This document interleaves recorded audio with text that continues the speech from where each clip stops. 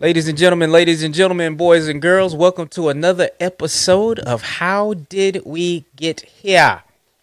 I'm your host, Jay Carter, and the man that has always heard and never seen Skeens is away at work right now. So, we're going to hit y'all with a quick episode this evening. Again, Better Than Your Average is the channel and the movement. How Did We Get Here is the show. We got two cousins that are like brothers, talking any and everything in the process. How did we get here? So first and foremost, we want to welcome y'all. Thank y'all for tuning in. Thank you for your support. And as always, we want to send love, peace, and blessings to you and your family wherever you are. As we're still going through the age of the Rona, we always want to send our love and prayers out to you guys. We just pray that everyone is healed, healthy, blessed, and prosperous, man. But we want to get right into it, man. Again, I told y'all that, part of our intent of this show is always to discuss relationships in the process and also to highlight some of the great, awesome, dope people that I know in real life. So, we got another person on the line right now, my man, that I had the pleasure of meeting by way of a close family member. My man Oriel, man. Say what's up to the people, man. No, what's up, everybody? What's up?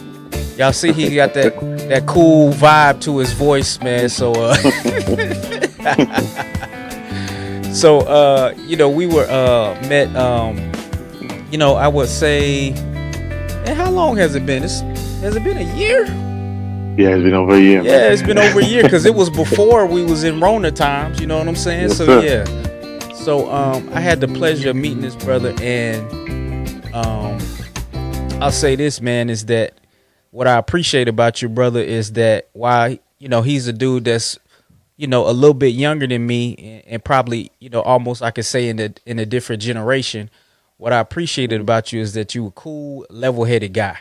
You know what I mean? Sure. And that's something that I pride myself on, being level and kind of not getting caught up in in this social media age and things of that nature. And that's something that I saw in you. And we instantly got into this, y'all know me, man. We got into this deep conversation, man. And I just really learned a lot about him in our first just sit down. And I was like, yo, I want to have you come on. And so that's the reason that we having this talk, man. But as we do with everybody, Oriel, I wanted to kind of start at the beginning of your life for you and kind of tell the people, where you come from and what was your upbringing coming up. Okay. Just a little rundown about me. Yeah. I'm 30 years old, Mm-hmm. and yeah, that's all you need to know. Okay. I'm 30. Okay, so my upbringing. So from life for me, I was born in New York City Right.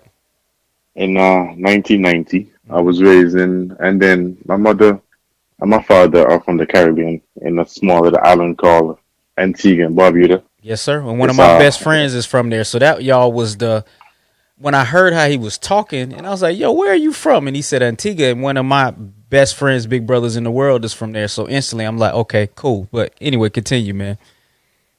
Yes. So I was raised there. My mother and my father are from there, and I don't know, after being born, my mother took me back to Antigua and raised me Mm-hmm. under her wing. And I was growing up growing up now, my mother was my entire family. The religion we uphold is 7-day Adventist. Okay. We don't eat swine. We don't drink alcohol. Okay. We don't curse. We don't wear makeup and stuff like that, and don't eat seafood and stuff like that. Okay. No tattoos and all that. No piercings. Okay. And my grandfather was really strict, very strict. Okay. And my mother instilled that in me. So I never got to party or nothing like that till I came 17, 18, until I can became a man and stuff like that. Right, I got you. And it was upbringing was like tough upbringing, strict. Like when I was in the Caribbean, we call it primary school, and there is no middle school in the Caribbean. You go straight from primary school to secondary school. Mm-hmm. And when we were in primary school, we had to leave. The primary school was like literally across the street from my grandmother's house. Mm-hmm. So me and my cousins would leave from primary school and we go to my grandmother's house for lunch. And in the Caribbean, there's something called Libina. Okay. It's a drink. It's like a great sweet drink, and you had to spell the drink before you can get it. Okay. And if you couldn't spell it, you're not getting it. Okay. Okay. So that's just those are some of the things that I was raised upon. And we had to like walk, like say quarter mile, half a mile Okay. to the public pipe and full up fill buckets and put it on our head or have it in your hand or bottles and you go fill this big tank, Okay. water tank, and that's where you get water and you store it. So that's just those are the things my kind of upbringing. You go to the beach with your family on Sundays, and that's just the upbringing I had. My mother was very strict, and school was a big thing for her, good grades and Mm-hmm. those things, and church was something that's instilled in my whole family. Every like for our religion, the Sabbath started on Friday Mm-hmm. afternoon Mm-hmm. and until Saturday sunset, and that was our Sabbath. By the time Friday comes, everybody's winding down and no TV, Right. just worship, praying and singing on Friday evening. Then you go to church early, and then you do your thing, and then when the sun sets on a Saturday, your life is you can do what you want and whatnot. So let me ask you. So you were in New York with your mother and father when your mom decided to come back. Was it anything dealing with their relationship that had changed or eroded that caused her to go back? No, so in the Caribbean, there it's a norm for people in the Caribbean to try to get their children to be born in America because as everybody looks at America as the staple of like Right. everything in the The world. world. Yeah. So yeah, so when the mother and the parents in the Caribbean trying to get their kids to be born in America, and then my mother was never from America. In the 90s, she and her sisters were traveling back and forth from America and Canada. But she had, my father decided to let me be born in America so Mm-hmm. that, I guess he was looking far ahead in the future. So like right now, I would have the opportunities that I have right now Right. and, help out my mother and, well, not him because he's not alive anymore. But Okay. yeah, yeah, so that's what that was. Now, with you, a lot of times, people have those stories of having super strict, super churchy parents. And did that make you have more of a positive mind frame towards church or negative? Um,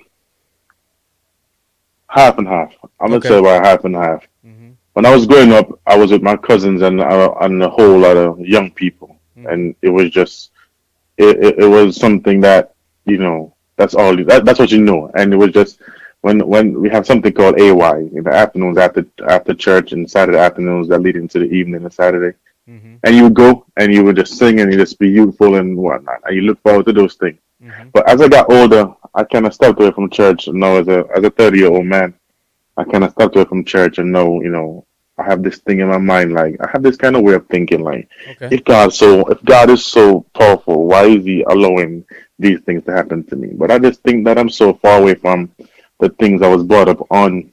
I need to get back there to stop, to get rid of those thoughts and that Right. kind of mindset. Yeah. Yeah, I think some of that is kind of a part of the maturation process of us as people and as men and just as human beings. We always trying to figure out the unknown. You know what I mean? And for me, that's kind of where the unknown could have me always in a place of, kind of turmoil. You know what I'm saying? So for Mhm. me, my faith is something that I can count on and keep solid when there is turmoil, when there is the pandemic, when there's, trouble on every side. Like we talked about Job, and I can't figure things out. There's something that I have that I can kind of hold on to, a solid foundation. But I think some of that, you shouldn't shun. It's normal to have thoughts and Mhm. ideas. And it talks about in the scripture too. I didn't question God, but I did ask him a question. Mhm. So I think that's part of the maturation process you're going through, not to get too deep on that. So you're born in New York, you come back with Mhm. your mother to Antigua. Mhm. would you say that you felt like you had overall a good upbringing, or did you feel like you guys were had a lot of challenges that you had, or would you say overall your childhood was good? Um, Again, half and half. Okay. I'm gonna say I don't want to say I don't want to put it to make it sound like it's all it's heavenly. No, it's not. Right. When I was growing up, my mother tried her best to be a mother, Hmm. and she was a single mother after my father, you know, kept his distance or whatnot. And Hmm. she tried, and she sent us to private school, and she had to pay money, and she tried. Yeah. But for me, now becoming a man now, a few years ago, I told her, listen, I don't really, you did things that you had to do Right. to let us, to put us to school, but I don't really have the memories and like the upbringing that, like things that made me attached to you. Right. My mother told me she loved me when I was like 23 years old, when I was Wow. finally away from her, Hmm. and I was living in New York, being struggling and being homeless, which we get to. Yeah. But that's when she told me she loved me. In that, and so the other day I tweeted something on Twitter and I said, I wish I wish Caribbean parents understood how important it is to show love. Oh man. And she did her thing, Hmm. and she did her thing the best that she could, and Hmm. I respect her for that, and I still love her. If she call me in time for something, I give it to her. That's my mother, but Yeah. there's just some things that that she was raising me and loving me the way how she knew how to, Right. from the way how her parents taught her. Right. So Yeah. Now, yeah, your relationship with your dad, did you still have who was the male role models that you had coming up? my uncles, Okay. my two uncles. My grandfather died in June 16th, 2001. Hmm. Okay. So he kind of disappeared a little bit when I was like 11, 10. Hmm. But I still have fond memories of him, and so my uncles and my, my uncles really and my cousins. We're tight knit family, so Okay. you just learn things from them. Yeah. And now I have again my boy, his mom. She just passed, man, and she was Hmm. very. At the funeral, we were talking about how she was very straightforward, spoke her mind kind of chick. Now she was very loving. Whenever she would come in town, she would cook all the delicacies and stuff that we talked about, and she was a huggy more, but she was more of a hugger and type person. She would text us and stuff like that. But as far as like you said, there's something in the elements where you see some of those cultures like that. My wife is half Korean. Her mother is very Hmm. direct, very straight line. Not I ain't trying to hug and kiss you on you all the time, but I'm gonna make sure you Yeah, got what you need. I'll make sure I cook you a meal, that kind of thing. And I think it's yeah. key, like you saying, Oriel, is that like they say, there's a saying that says we learn two things from people: what to do and what not to do. Hmm. And in those things that, uh, even I feel like I consider myself having a great childhood, a great upbringing, extremely close Hmm. to both my mom and my dad. But even in that, there's things that I learned to do and things that I learned not to do. And I think as you grow up, and if you end up having your own kids and all that stuff later, you'll make those changes of, okay, I know I missed that when I was a kid, so I'm gonna do that different. Hmm. And a part of how we try to move as men is we take what we were given and then we try to always advance it and make it better for those to come after us, man. So I think you on the trek to doing that, man. Yeah. But I want to move forward to as you were already getting to. So at one point you end up coming back to the States. So take me through that Yeah. process, how you end up, how old were you when you Okay. Okay. coming back stateside? Okay. So I have finished high school, and in the Caribbean, you finish high school when you're 16 because there's Hmm. no middle school, and then Right. you go into college, and Hmm. when you finish college at 18. Okay. But I didn't go to college. I went straight to work, Okay. and I was working, and it was like under the table job, like delivering water, those big 5 gallon waters in a truck and Right. whatnot. Right. Yeah. Yeah. And it just wasn't getting nowhere really. Right. And so my mother was like, and you know what? You got to go back where you come from, and make a life of your own and try to do something for me too. I said, okay, okay. Okay. But the thing is, the reason why that wasn't working, I never had documents for Antigua because my mother dragged her feet and she took forever, to, get documents of me for Antigua, Okay. like Social Security and stuff like that, and so. And then you know what? I never had a passport before, American passport. So then when she remember I'm a citizen of America. So Hmm. she ended up getting the passport. We had to go to a little trouble. We got the passport, and then she was like, okay, time for you to go back where you come from. I was like, all right. Okay. So she asked my cousin if I could stay. This is my first cousin, her sister's daughter, her niece, Hmm. and this is somebody who I knew, and she asked my cousin if I could stay with her, and my Hmm. cousin said yes. So I got on the flight, coming to America. Coming Basically, to like Eddie Murphy. America. Okay. First time ever coming to America, Right. ever. I left as a baby and never Right. came back. Right. Right. Yep. Because my mother never had the opportunity to send me back in terms of like money and people and whatnot. This is Hmm. my first time coming to America. Yep. I got on the plane. It was May 23rd, 2011. Okay. I think it was a Tuesday, Hmm. if I'm correct. Came back to America, landed in America like 2.5 hours early. They didn't know, so I had to wait at the airport in Queens, JFK, Okay. for my cousin and my older sister was in America at the time, Hmm. having my nephew, her last kid, my nephew, and she was staying with my cousin also, but for a short time because she was going back to Antigua. And they came and they caught the train and they picked me up in Queens at JFK. Hmm.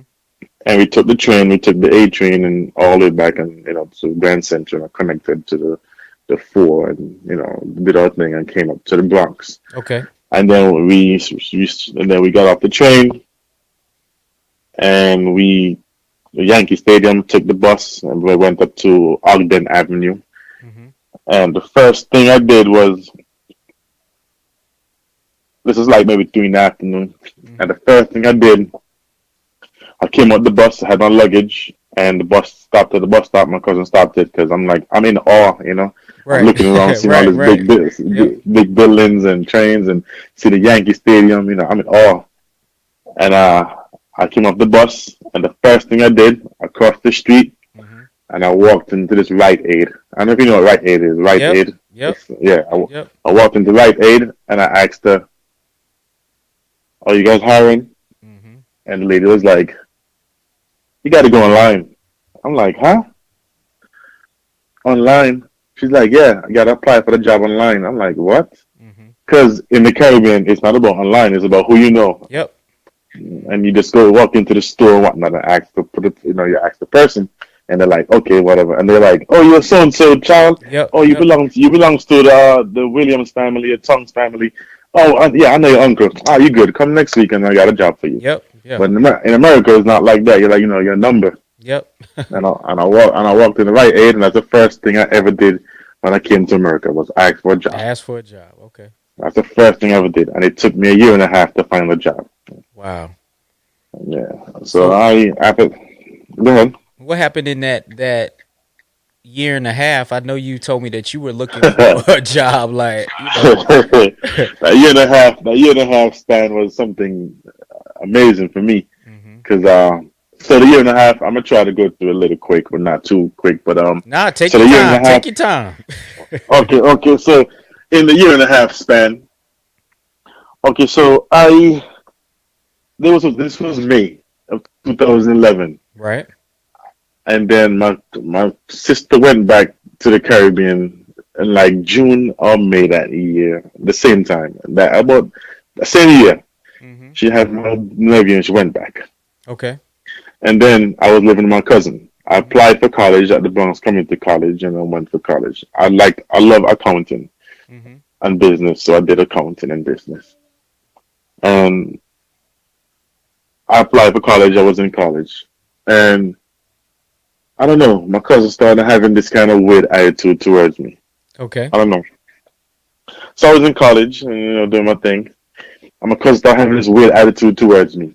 She just like so. At times she was like, I would come home from school and knock on the door, and she would hear the door knocking, him knocking on the door, Mm-hmm. and she'd never open it. She wouldn't open it, and I had to sit on the steps until my other cousin comes home from Queens, which is like 2.5 hours on the train, and he had to come home from Queens, and I was sitting me outside, sitting on the steps, and then he would open the door, and she would be right inside the house. Mm-hmm. I would come home from school, and then she would so my sister left, go back to the Caribbean. Her attitude changed. I guess because my cousin was in America for over 20 years, Mm-hmm. and she never had the opportunity to. She didn't have any documents in America, Mm-hmm. basically legally here. For 20 years, and she never had the documents. Okay. And I don't know. I guess she was I don't want to use the word jealous, but I guess she had things in her heart because I went to the welfare office as soon as I got here and I got information from my sister. She took it to the welfare office and I was having welfare, I was having EBT and food stamps and all those things. Okay. Okay. I got you. So I don't know. My cousin felt the kind of way. Mm-hmm. But I would come home from school, try to use a laptop. She had an attitude. Wouldn't let me. She asked if I'm using a laptop. I tell her yes. I have my schoolwork I'm doing. She asked me over and over. I said, I know what, take it. She got a laptop and she would go on Facebook on her bed. And 2 minutes after, she closed the laptop and put the laptop on the bed and Mm-hmm. doesn't use it. Mm-hmm. And when I would go to school, if I leave something out, she would leave sticky notes on the fridge or all over the windows and saying, "Close the damn window." Mm. Fun fact is, all that happened in the summer of 2011, and we're in the end of 2020, and I still have those papers right here with me. Those Wow. are the Okay. notes. Okay. I have Okay. those are the notes that she had, the sticky notes. Yeah. I still have them right here. They're Mm-hmm. somewhere in a box here. And she would make the notes, and it was getting kind of a little bad, but I didn't say nothing. I just tolerated it. Mm-hmm. So it went on, and sometime in September that year, oh, September 2011, my Mm-hmm. birthday had just passed, and she never wished me happy birthday and whatnot. Mm-hmm. And my niece, who from my father's side, my brother's side, my father's side, wanted to see me. She was living in Maryland, but she hadn't seen me in like 4 years before she left Antigua. Mm-hmm. And she was living in Maryland, and she wanted to see me. And Mm-hmm. I told her I'm living with my cousin, and she said, "Ask your cousin if I could stay there." I said, "Okay." I asked my cousin, and she said, "Yeah, your niece can stay here." Mm-hmm. And then she's like, "Oh, by the way, I'm not renewing the lease." Excuse me. And she said, "I'm not renewing the lease." I'm like, "What do you mean?" Mm-hmm. She's like, "That means you have to find somewhere to go." Oh And I'm man. like, "Well, where am I gonna go? I'm only in America. I've been in America for like 4 months. I Right. don't know anybody. The only people I know is my English teacher, my law teacher, Yeah. the accounting professor, and this dude named Steven, and this young lady from Panama named Stephanie at Uh huh. the college. Yeah. These are the only people I know. I don't know nobody." And she's like, "You gotta find somewhere to go." I'm Wow. like, "Well, damn, wow." I'm like, "Okay, I don't know." Mm-hmm. So now it starts getting interesting though, Yep. because now I'm trying to find somewhere to go. So Yep. now to my mother. My mother is like start crying. My mother's one of those people who can just cry and from a finger snap to start crying. Right. Yeah. And my sister heard what was happening, and my sister, oh, to squeeze this in there. After she had a little add to a laptop, my mother sent money for me to buy a laptop. I Okay. stood in the line. I stood in the line. I stood in the line for Black Friday Okay. for 14 hours. Got to the front of the line. Didn't get a laptop. The dude said all were finished. Mm. Had to go and Cyber Money to get a laptop. Oh man. And I had to add that in there because that part comes in later in the Right. story. Right. I got you. Um, and she said that she. So now my sister is back in Antigua. My mother hearing the story that my cousin telling me that I got to find somewhere to go. Mm-hmm. So now at the end of November, she told me I had to leave. I said okay. So I told my sister. My sister was like, "Listen, you don't have an option. You got to get out of this." I said okay. So I packed up my stuff. So the end of November was coming, Mm-hmm. and I did not know what to do. Mm-hmm. So one week before it happened, she was like, "Well, you found somewhere." I'm like, "No." Well, she like, "Well, you got to go now." Mm. I said, "I still have a week." She said, "Well, you got to go now." Mm. I said, "Okay." So I went on the train. I walked Wow. down from where she lived and walked down to the 4 train or the D train at Yankee Stadium, and I rode the train for 1 week. Wow. From I rode the train from 1 week. I slept on the train and I rode it to Crown Heights, Utica, in Brooklyn and back for 1 week. So I would get off the train and I would leave and go to college, Mm-hmm. and I would do my schoolwork, everything in the library, all my schoolwork, and Mm. I was in college, and I would do all the work in the college and the library. When I get done, I go on the train, I ride the train to the next day, and then I would go. I was there were bathrooms in the Yankee Stadium and in the train station, so I would go downstairs and I would wash myself, wash my teeth in the bathroom, Right. stuff. Or I would go to there was a go to like BJ's and Yankee Stadium, by McComb's Dam down there, the public bathrooms, and they use that. Oh, wow. And I did that for 1 week. Mm-hmm. I was still determined to go to school, Right. and I did it for 1 week. Then the week came at the end of the week, and I went back to her place, and I stood outside for like 4 hours until my cousin came home, Mm-hmm. and I told him I came to get my stuff. So before that, I did not have a phone. So what I did, Facebook had the messenger. So I used to go to Best Buy. Mm-hmm. I went to Best Buy down in Yankee Stadium, the park down there, and I would talk to my sister on Best Buy. So one day she told me she'd contacted this other cousin of ours, and she doesn't know the names of the streets or the addresses, nothing she knows. She just said all she knows is how to get there from where my cousin lives. Mm-hmm. So what I did, she gave me the exact direction. She told me I had to come up my cousin's apartment, walk across Nelson Avenue, go to the basketball court, cross the street at Anderson Avenue, go down this. There's some steps in the Bronx, some long ass steps Mm-hmm. down. So I got to go down like maybe 100 flight of stairs, go down the steps and go across Jerome Avenue, go across the baseball field, the park, cross the street, and then she told me I would cross the street, go up like 4 blocks, 3 blocks, make a right, and it's like the fourth apartment building down, and then go inside, make a left, go upstairs in the second floor, apartment 218. Mm-hmm. And she did not know no street names. She just told me the directions. Right. Right. This is what I had to do. Right. I followed it. I followed it to the T. Right. I got in the building. Some dude was coming out the building. Got in the building. Knocked on the door, and this lady named Colette opened the door. Mm. And she asked me, "You the teacher's brother?" I said, "Yes." And she took me in. Oh, wow. And she took me in right there. She just took me in right there. Wow. Colette. And she took me in. Mm-hmm. And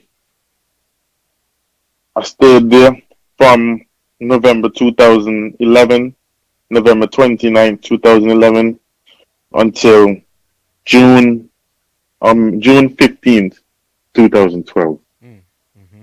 I was still going to college all that time. Mm-hmm. And she had a 1 bedroom apartment, her 2 daughters. She had like a 13-year-old and an 8-year-old. Mm-hmm.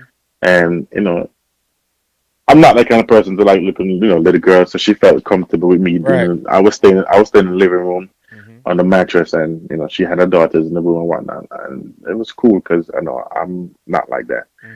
Mm-hmm. But as time went on, one day I came from school and I heard her in the room having sex. So I turned around and left. I came home. I came home and she was having action. So like, okay, I turned around and left. But as the time came, she told me that she can't keep me there any longer because her daughters are getting big in space and she wanted privacy. And I told her I understood. Yep. So now, as the school semester was going out in 2012, I told my mother was like, okay, let's come back to Antigua Mm-hmm. for the summer and we try to, go again and figure out something. Mm-hmm. So I was in Antigua from all that time, the entire summer. And then my mother ran into one of her cousins from my father's side, one of her long lost cousins. And she asked him to ask his baby mother in Upper Manhattan, in Washington Heights, Mm-hmm. 169th Street. And she asked him, and he asked her, and she said yes, she would take me. Mm-hmm. So my mother told him that I was going to be there for 2 months to get myself situated. Mm-hmm. My mother does not know how life was tough in New York as a Right, boss. right, She doesn't know right. because she was only traveling in the 90s and traveling back and forth. She doesn't know. Mm-hmm. So it was. She told the lady I was going to stay there for 2 months. I said okay. So I got there. I got there on August 27th, 2012, and I got there. And when I got there, the lady was cool. It was her daughter. Her daughter was like maybe 14, 15, Mm-hmm. and her son was like about maybe 11, 12. And so she had her niece come stay with us because the lady was a nurse and she worked the night shifts and whatever. Mm-hmm. And her niece was like my age, or like she was at the time. I was like, what's that, 2012? I was like 22. She was like 22, 23. So we were like the same age. And I stayed there.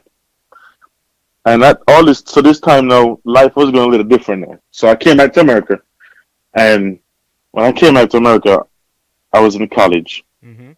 Still, this is like my second year, whatever. I was in college, and I was going to this welfare program. So in New York, you got to go to the welfare program, and you got to actively apply for jobs. Right, So for them to keep you on the welfare program, giving right. you EBT and the money. They give you like $90 a month, and they give you the money. Okay. And you have to act. You have to go to the center and actively apply for jobs, sitting down there daily applying for jobs all day. Mm-hmm. So this is like all this time period was like August, September 2012. I still haven't had a job yet. And I would leave school and I would go to the place and they would give you metro cards and you sit down there and you actively apply for jobs. Right. So I was there every day applying, resume, applying, nothing. So fast forward now to uh October, mid October. Um I was applying for jobs, nothing coming. So now the time is winding down the end of the 2 months now for the lady's house. Mm-hmm. Stayed there. So now I told the lady, she was like, you gotta do something. She's like, we gotta go to the welfare office, the 2 months is coming. I said, okay. I went to the welfare office up in Dykeman, up in Manhattan. Mm-hmm. And I walked in the office and I told them, the lady was like, the situation and whatnot and whatnot. I said, listen, I'm gonna be homeless. Mm. She said, when? She said, I told her, I'm gonna be homeless this coming Friday. Mm-hmm. So okay. So she was like, okay. So I went back to the house and she was at work. And she came home from work the next day or whatever. And she asked me, what did I tell them at the welfare office? I told her, I told them that I was gonna be homeless next week. Mm-hmm. So she was like, so then she looked at me like I was like, you know, losing my mind. Right. And she told me I had till, she told me that, I'm trying to remember. Wait, one. Okay. She was like, what do you tell him? I told him I'm gonna be homeless next week Friday. Mm-hmm. And she was like, that's what you told them? I'm Mm-hmm. like, she was like, you should have told them right now Oh because man. they would help you. It was like urgent. I'm like, I don't know the system. I'm Right. just 22 years old. I don't know the system. Mm-hmm. And she was like, you should tell them right now. I said, listen, I don't know. She's like, you know what? Get out my house. Oh. I said, what? She said, get out my house. I said, for real? She's like, so I asked her, where am I supposed to go? Yeah. She's like, I don't know. I don't care. Get out my house. She said, if I could kick out my big daughter, she had a bigger daughter, but the daughter was married to Okay. a military service member living in Germany. Yep. And she said, if I could kick out my daughter, I can kick you out. So get out my house. Man. I said, so I'm there crying, packing a little travel-on suitcase in the bedroom. I'm like, where am I supposed to go? She's like, she don't care, just leave. I said, okay. Packed my stuff, and I went downstairs. I went to the corner on 169th Street, and I think it was St. Nicholas Avenue. Mm-hmm. There's a McDonald's right there, Uh-huh. and I had my laptop, Right. and I was sitting there. Didn't know what to do, Right. so I said, okay. I just did what I knew. ride the train. Went back to the train. Right back to the train. But the Wow. thing is, this is different because this train on this side in the city in Manhattan, it's just the C train, so it's on the ground. Okay. And I was on the C train, which is this is not one of the best trains. It's like kind of rugged. And Okay. the C train and the A train. And I was on the C train, and I used to ride the C train and the A train from Upper Manhattan to I used to ride the A train to Lefferts Boulevard out in way out in Queens, like 2.5 hours to sit on train every day for like a week and a half. Okay. This was like mid October, like yeah, this was like mid to like this was like the 20th of October, Hmm. that kind of time frame, and I just rode the train. That's all I knew. Go to school, did the same thing I did, wash myself, and go to school. Wow. Went back to the welfare office, applied for jobs, and at that time I didn't have much money remaining on the EBT card because in the EBT card thing they gave you like $90 every month. I Hmm. didn't have much money, so what I was doing, I was taking the money from the EBT card and I was like buying a burger. And up in Manhattan, there was a little bodega where you sell. They Yep. gave you fries, a Sprite, and a burger for like 4.50. So what I would do, I cut it in half and eat half in the morning and half in the night when I was on the train. Oof. Mm. And that's what I did. I did that for like 10 days, man. Yeah. I just cut it in half and eat it, and when I needed to, when I was hungry, I just not eat because I know the money was running low because the time Right. was coming. Right. The money it was end of month yet for them to replenish it. Mm. And I did that. I did that. I did that. I did that. Didn't know. So I just did what I knew. Hmm. And okay. So like, okay, now what I gotta do? What am I gonna do? I was Hmm. like, I don't know. What am I gonna do? So I went back to the welfare office Hmm. and I kept applying for the jobs. Kept applying for the jobs. Every day after school, I was still applying for the job. Hmm. When I left from the welfare office, I would go to Planet Fitness. There's a Planet Fitness, and I would go and I would wash my body there, or I would go to Grand Central on the Uh-huh. train Yeah. and do things there. And I said, okay. I did something like I don't know. My mother was like clueless, don't know. So as I was going back to the welfare office now, I said to my, I was at the welfare office, didn't know what to do. So one day, I would come off the train. I said, man, let me go chill like the McDonald's, man, and just chill on the internet. Hmm.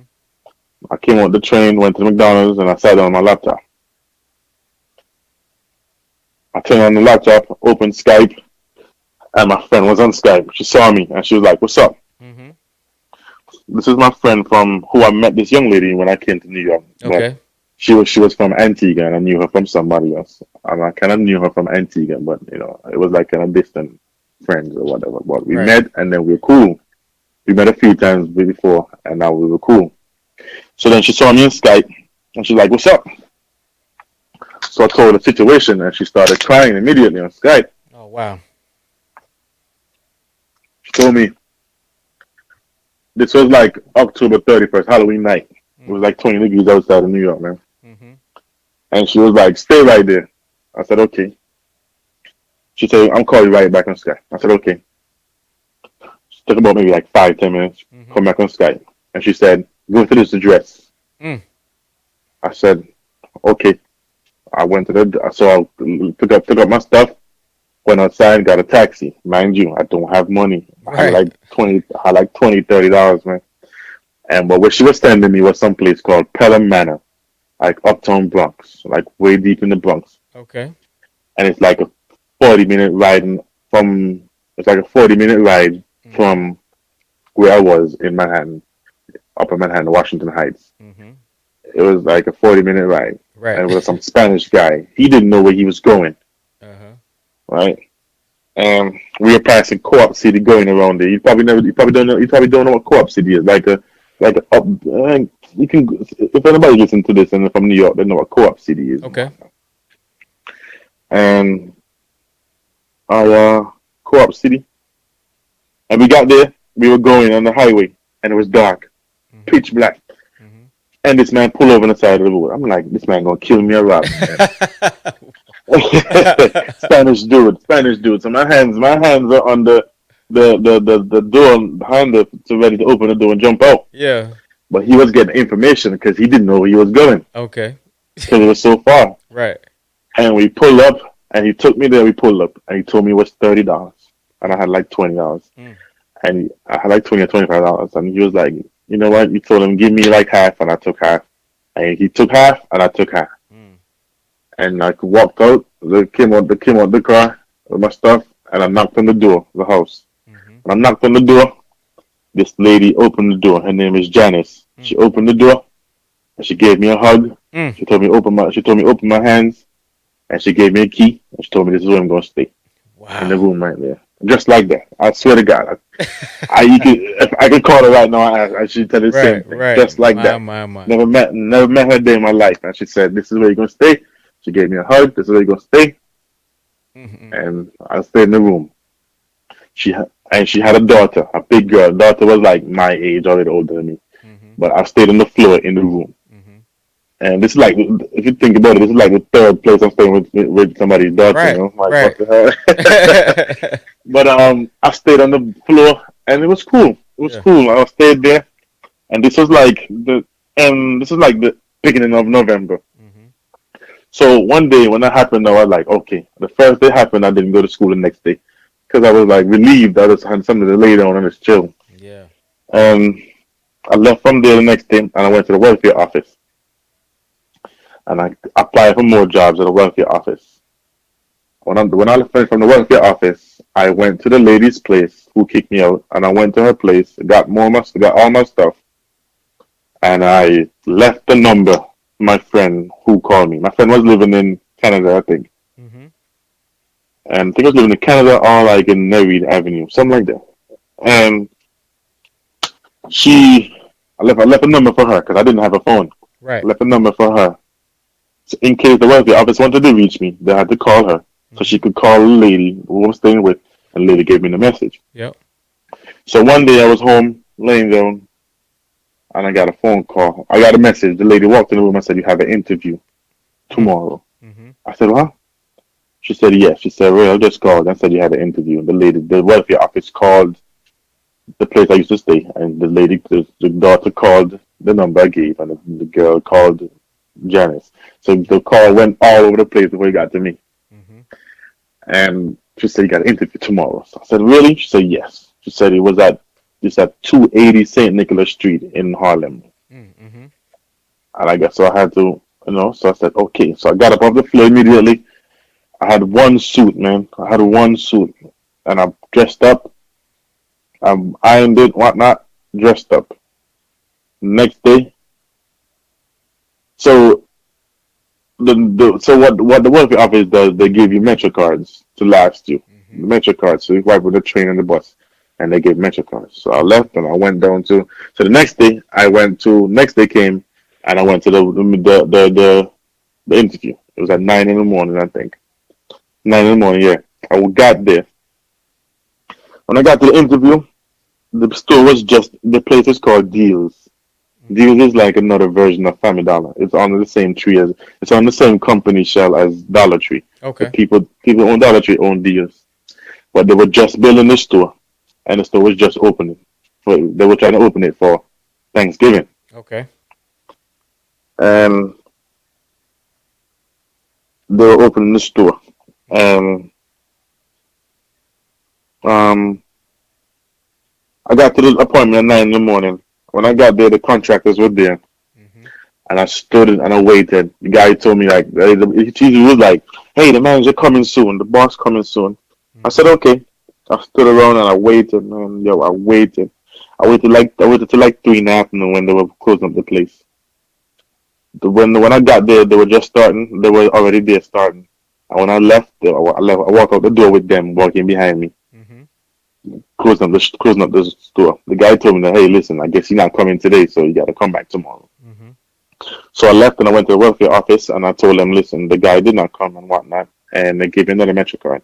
I went home, washed the clothes, put that shit, excuse my language, I put it right back on. And they told me, listen, come tomorrow about 10, 11 o'clock. I Mm-hmm. got there. When I got there, it was, in Manhattan, the store was it was 280 St. Nicholas Street.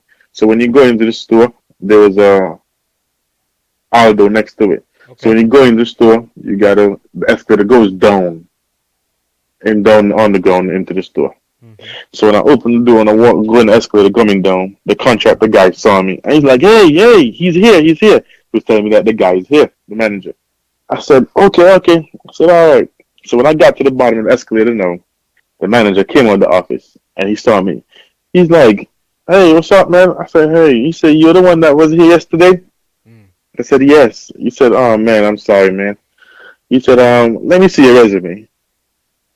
I said, "Okay." I got my bag and I put on my resume. I gave it to him. Mm-hmm.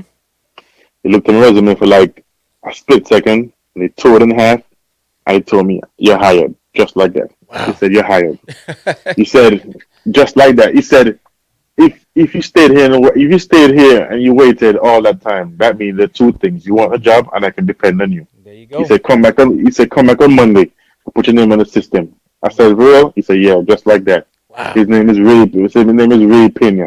Uh-huh. Some big guy, big fat guy. He was nice, man, real nice guy. And I worked that place. I worked at that place. I got that job in November 2012, Mm-hmm.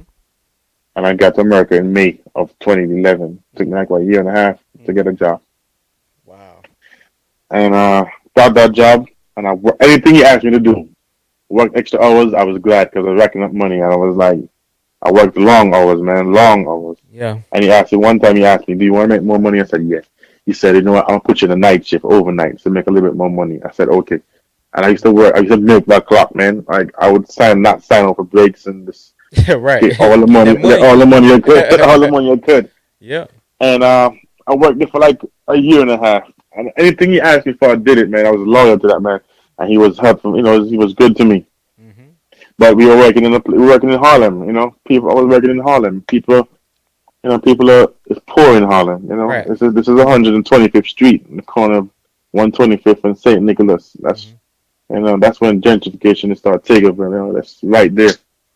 Yep. That is. And Yep. I worked there from November 2012 up until I worked for a year and a half. So what's that? I can't do the math right now. Mm-hmm. But I was working there. So after Mm-hmm. I was working there, I got my first few paychecks, and I was living with a lady and a daughter. And I said, you know what? I want some independence. Mm-hmm. So the lady who I lived with, that's the one one who I heard having sex, her, Right. her, her. Sorry, not her. The one who kicked me out. I met some of my cousins through her, Mm-hmm. and one of the young lady was messing with this dude, and one of the cousins was messing with this dude, and she told me, listen, he's renting out the room, and you can rent the room from him, Mm-hmm. and he's staying in Fordham Road, on Fordham and Marion in the Bronx. Mm-hmm. I said, okay. He was charging $600 for the room. Mm-hmm. I said, okay. I said, all right, no problem. I moved in, got the room. Wow. I was so excited, you know. I got the room. I was living with by myself, and he was not there too much, and I was there. I was like happy, you know. Mm-hmm. Own spot. Still didn't have a phone. At that time, I had a girlfriend, and I had to go to Best Buy down the street Right. on Fordham Road, and we would send emails. We used to send emails, or we used to type on Twitter and communicate via Twitter. And I would stay in the Best Buy for hours and type on Twitter and email and whatnot, Mm-hmm. and then I go back home. And I had the place. When I had the place, one day I came home from work and I saw a paper at the door and it said eviction. Mm. I said okay. So I asked him about it. He said, "Don't worry about it." So I told him I'm not paying him until he handles it. Mm-hmm. So he said, a couple of days after whatnot, he said he handled it, and I'm like, okay, this is like 2000 and late 2012. Mm-hmm. Getting close to 2013. Yes, so it's late 2012. Mm-hmm. So it's like late November 2012, and late November, December kind of time frame, right around there. Right. And I asked him about it. He said, "Don't worry about it." And next thing I know, a couple of days after, me being a young renter, and not know. It's a roommate. He had his room, I had my room. And me being a young renter did not know much and whatnot. So, he said, okay, a couple days after, he said he fixed it. I said, okay. Mm-hmm. So I gave him the money. I Okay. gave him the money order and whatnot, $600. So one of my cousins was raised up with in Antigua, was living in Albany, and she came down from Albany, and she was like, "Yo, do you want to go spend Christmas with Queen, which is a cousin of ours, who was just got married and she moved to the U.S. with her husband, and they were living in Mount Vernon." Okay. And she's like, "Do you want to go see him?" I said, "Okay, yeah." And she just had a kid too. So I said, "Let me meet the other cousin too." I said, "Let me meet the young cousin, my second cousin." She said, Yeah. "Okay." So she came down from Albany, and we went over there. This is like Christmas time. Okay. We went there, and I told my cousin, the one that was just moved, the one that got married. Her name is Joyce. And I told her I saw some things and I saw some eviction notice, Right. and I don't know what to do. Mm-hmm. So I asked her, if anything happens, can I come stay here? She said, sure. I said, okay. A couple days after, I was sleeping because I was working night shift. I got home like 7 in the morning, fell asleep, went to sleep. About maybe at noon, I heard bam, bam, bam, bam, bam, bam, bam, bam. I said, okay. Got up in my boxers, got up, walked to the door. It's marshals and landlord and superintendent and whatnot, building owner and all that. Mm-hmm. Oh, the marshals are telling me I have packed up my stuff. We're being evicted. Mm-hmm. I can't come and give me. I'm like, what? I'm like, Yep. yeah. I'm like, what the? So I'm like, whoa. At this time I had just bought a phone. Back then the Galaxy 3 just came out. Oh yeah. I just bought a phone, and I bought the phone, and I called my cousin. And I had just bought a phone, and I called my cousin at the time. I told my cousin, listen, this is happening right now. She said, okay. She said, pack your stuff up and come. And I got a taxi, excellent taxi service, and I got a taxi. I try to give details because anybody who listens to this who's from New York, they know exactly what I'm saying. Mm-hmm. And excellent taxi service. And I got a taxi, and me and him in New York. If the building is 5 floors, you don't have an elevator. Mm-hmm. So we didn't have an elevator. So we walked. Me and the taxi cab driver were walking from fifth floor to first floor with all my stuff back and forth. And we got to my cousin's house. We stayed there. I stayed there. I stayed there from January 13th, I think it was, all the way up until August of 2013. Mm-hmm. During that time frame, my grandmother died, and I dropped out of college Mm-hmm. during that time frame. Because the lady told me if I leave to go back to the Caribbean for my grandmother's funeral, I wouldn't miss out on major things and I would flunk the class. I said, you know what, that's fine. Mm-hmm. So I just dropped out of college right there. Mm-hmm. And I came back to America for my grandmother's funeral, and I stayed with my cousin. My cousin never charged me anything. It was good living. Mm-hmm. She and her husband and a kid, and I stayed there for all that time. But then he was working for GE in Mm-hmm. Connecticut, and it was like a 2-hour train ride one way for him to get to work in the mornings. He get up super early, and 2-hour train ride back. Right. So he ended up buying a house in Connecticut and saying he can't do it no more. So he bought a house in Connecticut, and my cousin told me that they're not going to take me, which is understandable, Mm-hmm. and they're not going to take me. I said okay. So now I was so comfortable, I delayed looking for a place. I delayed till the day before they left to get a place. Mm-hmm. I delayed it. I was so comfortable. I delayed it. And August of that year in 2013, I went on Craigslist and I found this place. This guy named Ethan up in the Bronx, deep in the Bronx, up in like where Lehman College is. And I got there when I walked in. When I walked in the place, this man had roaches. Okay, when I walked in, I saw the place. It was okay, not much roaches. Right. I guess he made it look nice. So when I came in, I didn't see nothing. So he gave me the key and whatnot. I paid him, got the key and whatnot. I said, okay. Went back to my cousin's spot, moved everything. Next day, when I was staying there the next day, roaches Mm-hmm. on the bed, in the freezer, in the Woo. microwave, in the. in the shower, when you turn on the stuff for the shower, and everywhere in the freezer, everywhere you could think about, there's roaches. Mm-hmm. So I said, man, I can't do this. So I went back on Craigslist, and I didn't stay at that guy's place for more than 3 days, and I saw this opening for a place, a room down in Burnside in the Bronx, and I saw it, and this guy named John. I said, okay, this is the spot. I went, looked at it, and it was clean, Mm-hmm. cleaner than what I was used to. I said, Right. okay, but it didn't have, but it was a one bedroom apartment, and he was gonna stay on the couch. But I was like so desperate, I had to take it. Right. I had to take it. I had no choice. So So now I you stay with the guy. Go ahead, go ahead. now you were there with them how long? Who the one that had the roaches Yeah. for like 2 days, man. Okay. Like 2 days. Yeah, I couldn't stay. I couldn't do it, Yeah. and I I I was there.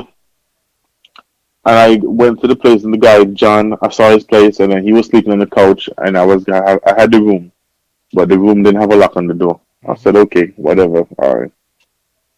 I got there, it was clean and whatnot. Okay, I moved in, and I stayed there. 2 weeks passed. I didn't think about putting a lock on the door because I was like, nothing happening and whatnot. Okay, cool. Right. Yep. I had my laptop, my Jordans and all that. Just becoming a young man, getting money. So Yep. having Jordans and shoes and all that fitted hats and everything. This is like 2013, so those things were just going. Those things are kind of, coming, those things are the style. Right. Mm-hmm. And one day I came home from work about 7 in the morning, came home from work. I walked in the room and the room is empty. Mm. Woo. All my stuff are gone. Laptop, belts, fitted hats, shoes, clothes, everything is That's when you gone. look Chargers. around to make sure you in the right place. Like, did I go in the Yes, wrong sir. house? That's exactly what I did. So I walked back out because he was there sleeping on the couch, and I walked back out. I walked out and I walked back in. I was like, "What the hell?" Mm-hmm. So I used to sleep with this big knife on my pillow because the door didn't have a lock. So I just felt like it was a protection. Mm-hmm. So I took up the knife and I was gonna honestly, I swear to you, I was gonna kill that man right there in his sleep. Mm. And that's the thought that came to my Right. mind. That's the Yep. first thing came to my mind. But I said my mother would not like that because I am my only boy, my mother, and Mm-hmm. there are things in my life, the decisions in my life I make, knowing that she wouldn't be proud of that. Yeah. Now, So I said no. when you Hmm. where was the turning point for you when you decided to, as far as career wise and stuff like that? The turning point for me, career wise, came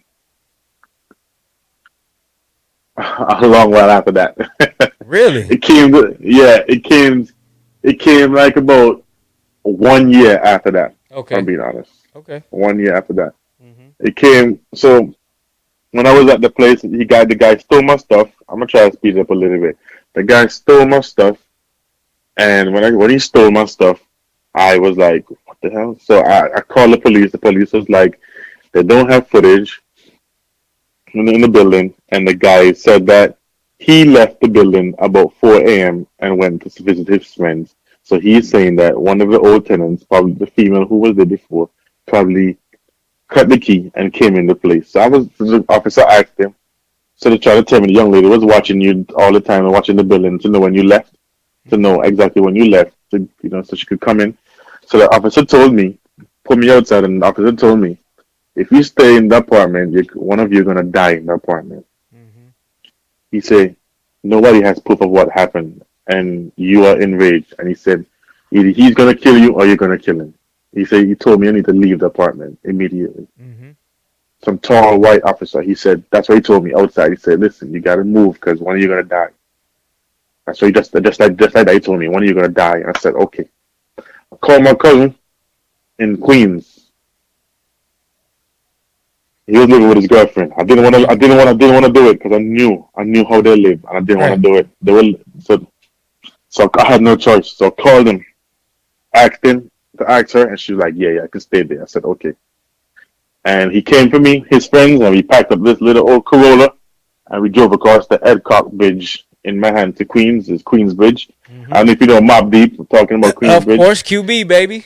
Yeah, that's exactly where that's where I went. Yep. So I stayed in the Queensbridge projects in 21st Street in Queens. Mm.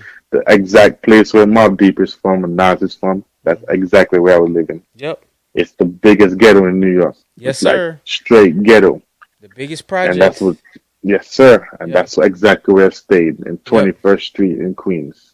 Mm-mm-mm. And I came and they took me there, and we living in the projects, living right in the first floor. Mm-hmm. And when you walk to, so in the apartment, I stayed. They had a one bedroom apartment. It's a project. I was staying in the blow up bed in the living room. This young lady was nasty. His girlfriend, my cousin girlfriend, was nasty, and he knew that too. And I told him she's nasty. They had thousands and thousands and thousands of roaches. Sheesh. I'm talking about not roaches that you can like those big ones you can see. I'm talking Right. about the I little know what you're tiny talking about. ones. Yeah. Thousands and thousands and thousands of roaches. You open the ketchup, the roaches come out the ketchup. Come on, man. You open the salt and the roaches come out the salt. You open the seasoning and throw out the seasoning, roaches come out the seasoning. Roaches coming on the bottom before the seasoning. Mm-hmm. The roaches in the tap, the shower, in your jacket, on your toothbrush, everywhere.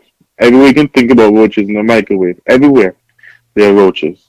Yeah, when you But got she roaches didn't. like that, that's the ones that you Mhm. joke around and say they be talking to you probably. Them jokers. And to make it worse, right below them on the first floor, they were on the first floor, right below them in the basement, there was an incinerator. So every time that went off, roaches would come to the crack of the floor. Sheesh. Yeah, so I'm talking about thousands of roaches. Every day I'd be sweeping and blowing like raid and this spraying every day, Mm-hmm. killing roaches. And I was living there. I lived there from August of 2013 Mm-hmm. to December of 2013. Okay. Excuse me. I lived there, and one day I was there. Was like I ended up in Mount Sinai Hospital because I had roaches going on my throat because I was sleeping on the blood bed, and the blood bed had a hole, and the bed was sinking in every time I was Mm-hmm. sleeping. Right. But I didn't have the money, so I had to Nope. be blowing up the blood bed every night during sleep. I had to be blowing up every night I was sleeping. Mm-hmm. Every morning I was sleeping when they weren't there. When I came up in the morning, I would be blowing up. I would be pumping. I would sleep for like hour and a half, and got Mm-hmm. up, I blow up the bed, blow up the bed every second. Right. And I had to be sleeping in the middle of the bed, or sleep on the hole where the hole is, and sleep on it so the bed so it wouldn't air down. And then I would have to take my comforter and cover myself in the cocoon so that the roaches could not get to me. Mm-hmm. So, so Man. one time I didn't do that. I want man, and roaches got in my throat. I had to end up in Mount Sinai Hospital up in Astoria, Wow. and and I did that for 4 months. So one day I got fed up. I fed up in like September, October, and I went on Facebook and I saw the same lady who I lived with when I was having sex, and I saw her and on Facebook, and I said, listen, if you know anybody who's renting an apartment or anything, let me know so I can move in, please. She said, okay. Like 2 months passed, didn't hear from her. Then one random day in early December, I got a message on Facebook, and she said, I got somebody for you. Mm-hmm. I said, okay. I left work that day, went home. I left work from Manhattan. I left, went from Manhattan, Mm-hmm. went up to the Bronx. My girlfriend was at college in the Bronx at BCC. I went to her school to meet her, spent some time with her. Left, went to Queens, which is 2 hour train ride. Showered, didn't sleep. Showered, left from Queens. I rode back to the Bronx Yeah. to go to the lady's house to meet the lady Right. there. Right. Right. Like 2 or 3 in the afternoon to sit down and talk to the lady. Right. So you Got to the said ladies. no. Go ahead. Yeah, go My ahead. bad. No, go No, ahead. go Go ahead, go ahead. ahead.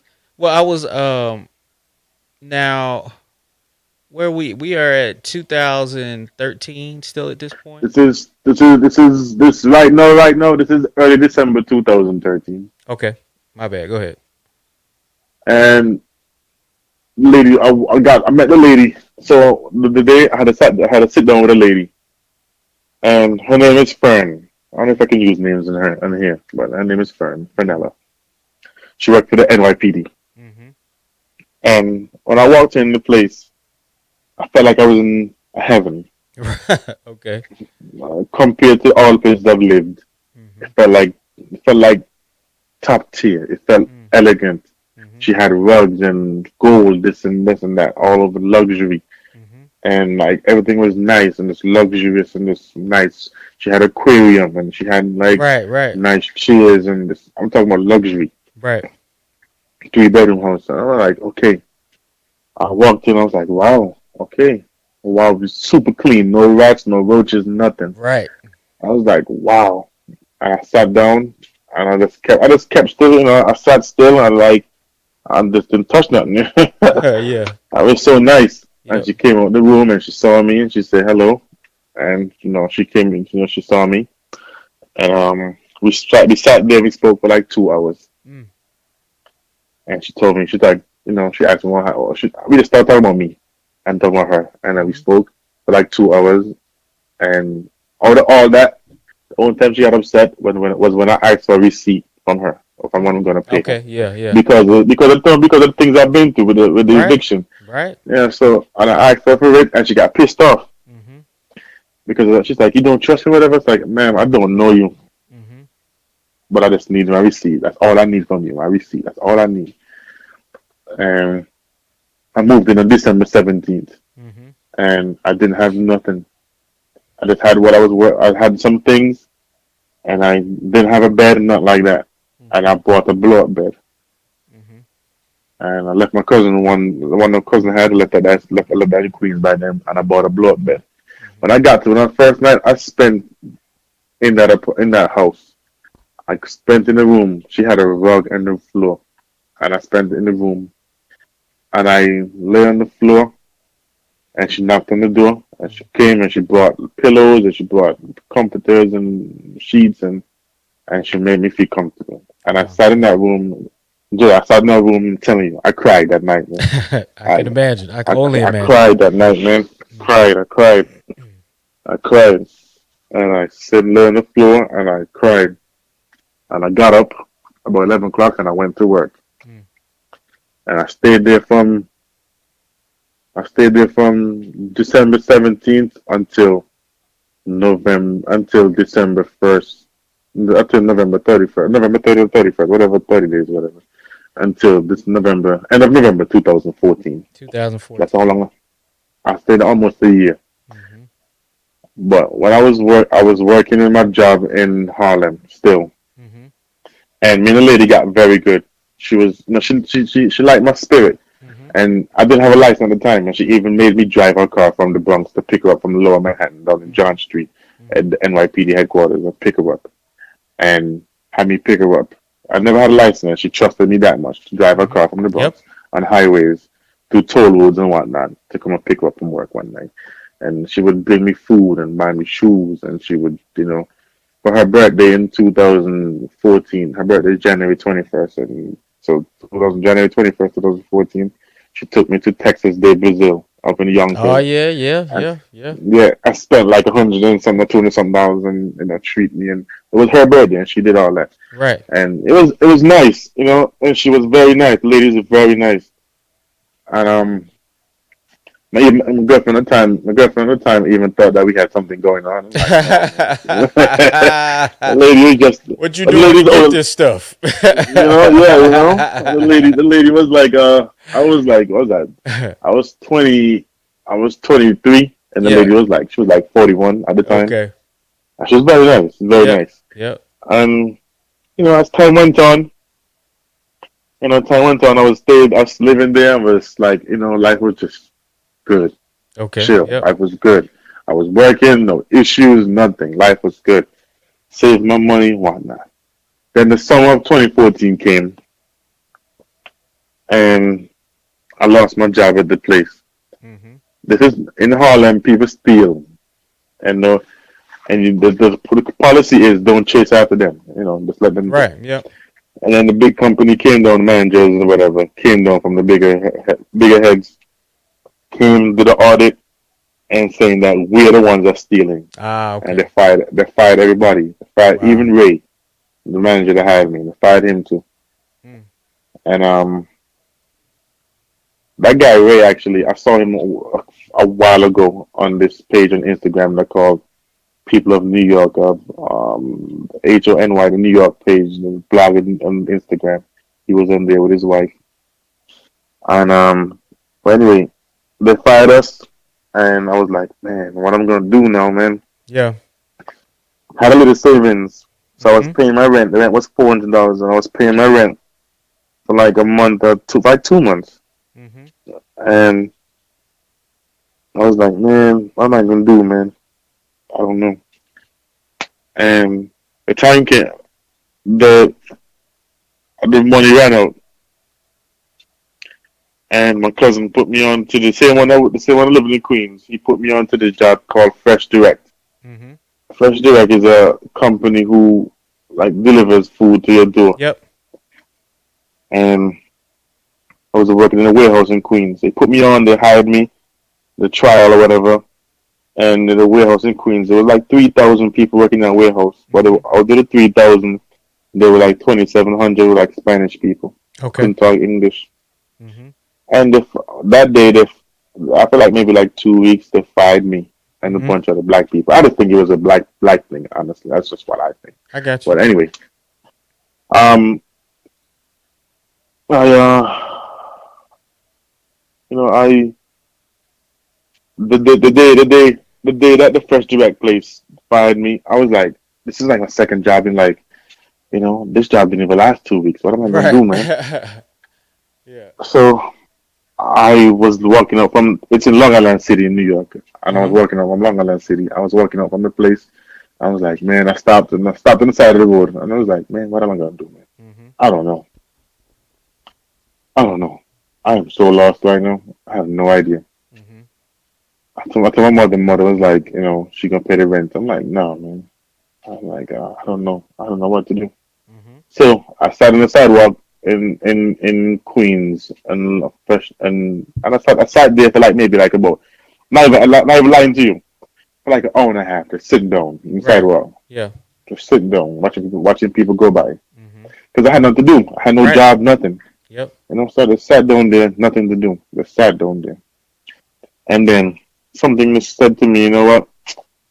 I I had my little galaxy. I went on Facebook and I saw this young lady, Kelly Jean. Her name is Kelly Jean. Mm-hmm. And she was from the village I was from in Antigua, the nearby village. And I saw her in there, and she was talking about how her newly husband, just went off the basic training for National Guard. There you go. I said, oh, okay. And then it clicked. My cousin in the Virgin Islands is National Guard, so I said, okay, all right, this is what I'm gonna do. That's exactly what I'm gonna do. Mm-hmm. I called him. I called him immediately, Mm-hmm. and he's like, go, doing the National Guard for your situation. National Guard can't help you. Mm. He's like, you got to go to big army. Gotta go. Gotta So go. you got to go in the real army. I Yeah. said, bro, I don't want to do that. Yeah. I don't want to do that Yeah. because when coming from the Caribbean, when you hear army, you think about legs blowing off and those things. Yeah. You think the worst. And yeah, it's in the West, and you don't know. You don't Yeah. know. And I sat on the sidewalk and I said, you know what? What I'm gonna do? I said, you know what? After he told me that, I sat down some more. I said, you know what? All right, I'm gonna do it. Yep. I called the young lady because I had a number, Mm-hmm. and I asked her, "Who did your husband talk to? Right. Put me on." And she sent me the number, and she sent me the address, and I left from there, and I went straight there. Yep. And I spoke to the guy, and he said, "Okay, we can't do it for you, so you got to go down to the recruiting office." I went to the recruiting office for the army on Fordham Road, and there was Okay. this lady in there called Brea, staff on Brea at the time, Mm-hmm. and she spoke to me, and she said, "This is what she said." She was sitting down. I told her the story, and she was like, "Oh my goodness." Right. She was like, "Really?" She's like, "This is Same what you've thing I been through." did. I'm like, and she's like, "What?" She's like, "So why?" She's like, "What made you want to carry on? Why didn't you go back to Antigua?" I said, "Listen, I left Antigua for a reason. Why am I going back?" Mm. My mother kept forcing me to come back to Antigua. What's the reason I'm going back to Antigua when I left for a reason? Yeah. She said, "Okay." She said, "Are you smart?" I said, "I'm a little smart." She Yeah. said, "I think I'm smart." She said, "Okay, we're gonna give you a test, pre-test as that Yep. right there on the spot." Yep. And I did the ASVAB and I had a passing score. She said, "Okay, so now you know you can pass. We're gonna work with you and come back tomorrow." Hmm. So I went home.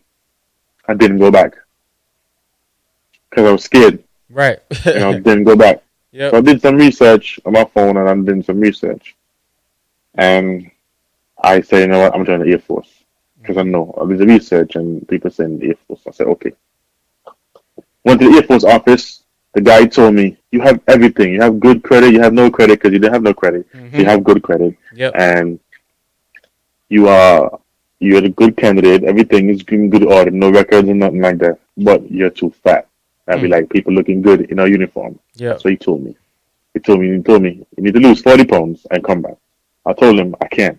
I need it right now. He's like, sorry, I can't help you. I said, okay. I was going to join the Navy, but I said, I can't swim. So I said, let me stay off the water. I wasn't going to join the Marines for nobody. So I said, okay. So I went back to the Army office. Hmm. When I went back to the Army office, it was closed.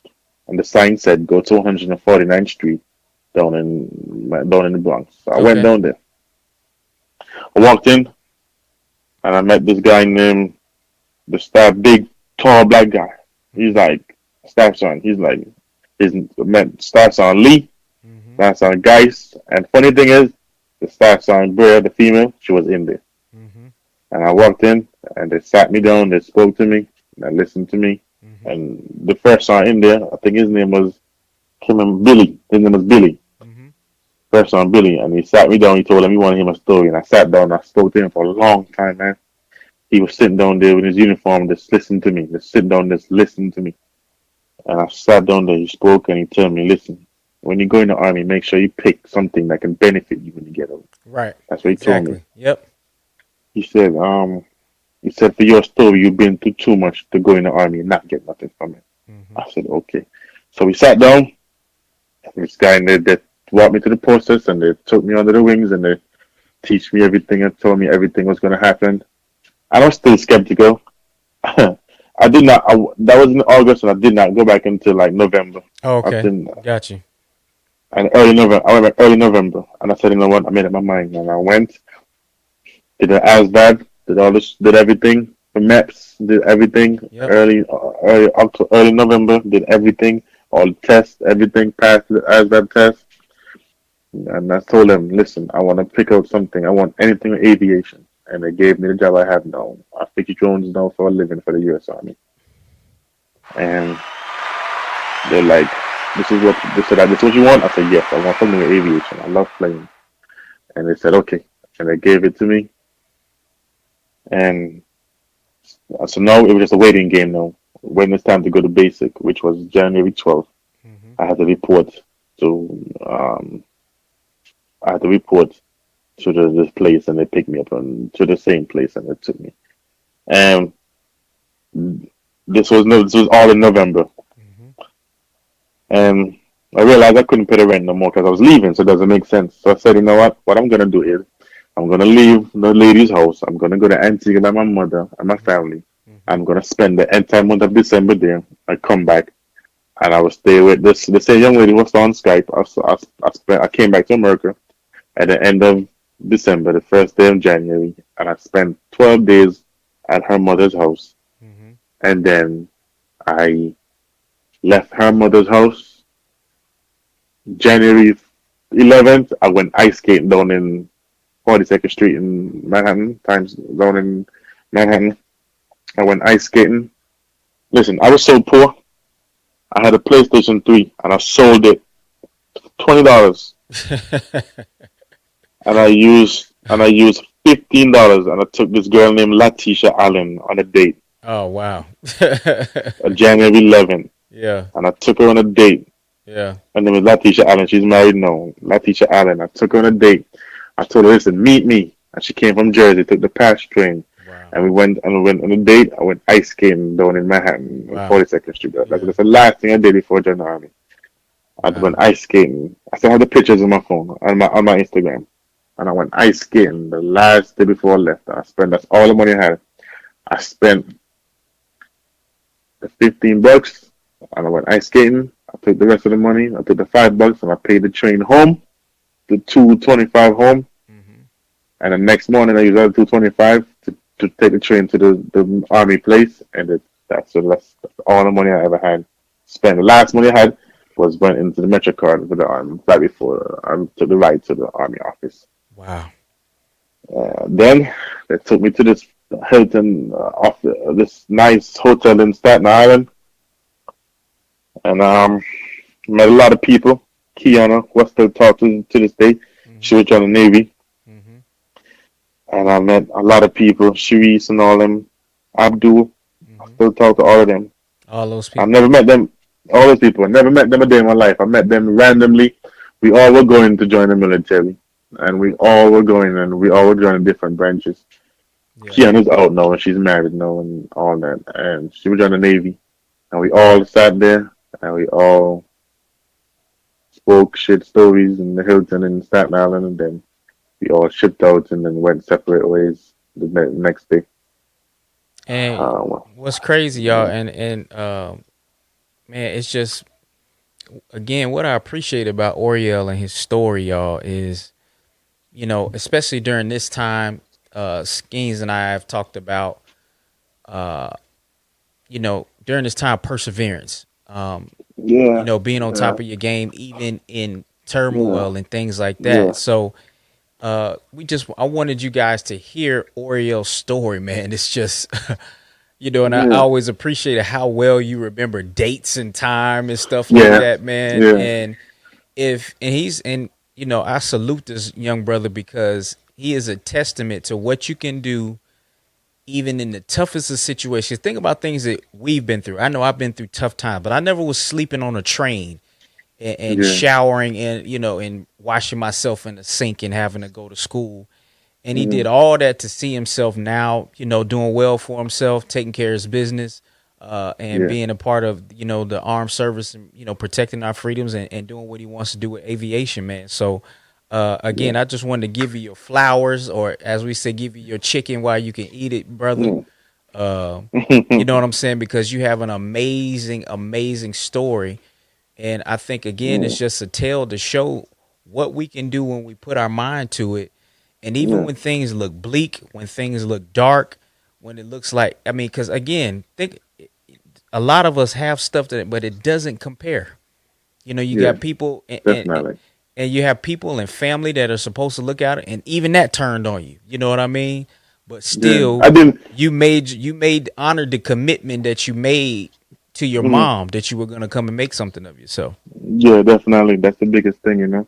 I didn't want to turn back. I didn't want to turn around and go back to Antique, and that's not what I came here for. Mm-hmm. And for me, and just to add something, you know, I joined the army. After I joined the army, for me, I was raised in the Caribbean. I Mm-hmm. went to turmoil, and for me, my favorite thing about myself, anybody asks me, no, is perseverance. That's My it. will to persevere. That's the biggest thing for me. Mm-hmm. So, I've seen what life is like as a homeless person. Mm-hmm. I've seen what life is like living in America and having things I never had. Yep. I've seen what life is like living in the Caribbean and living without water and electricity. I've Mm-hmm. seen that life, and I've seen what life is like being, deployed to a combat zone in Iraq. I've been to Iraq, Germany, Jordan, Egypt, Alaska, Mm-hmm. Korea, Japan, Mm-hmm. Germany, Turkey. I've been all that. Mm-hmm. So I went to Kuwait. I went to Syria. I've seen all that. I've Mm-hmm. seen what life is like in Iraq. How you know it's nothing really. It's just sand. It's just Mm-hmm. fine sand. Like I spent months in the desert, and you realize how when you come back here, you realize how privileged that we are There it is. Absolutely. in America. Mm-hmm. For me, when I was living in Iraq in the desert, I had the people who I was around. I was around the same people every day, and those are the people that had my back. On March 24th, 2018, I thought I was gonna die. In Iraq, Mm-hmm. because I talk about it all the time, but I lived that memory, and I think that I thought I was gonna die that day. Mm-hmm. Yeah. So it was night. It was night. It was like 1 in the morning, So for coming back and seeing that, people over here just walking around and just like, appreciate not really, having the value for life and time. Boom. That's it. Everyday time ticks, and we don't appreciate it and we don't value it. Yeah, that's And real. so That's I real. appreciate life. I've seen it on all ends. You've seen it. You've seen And it.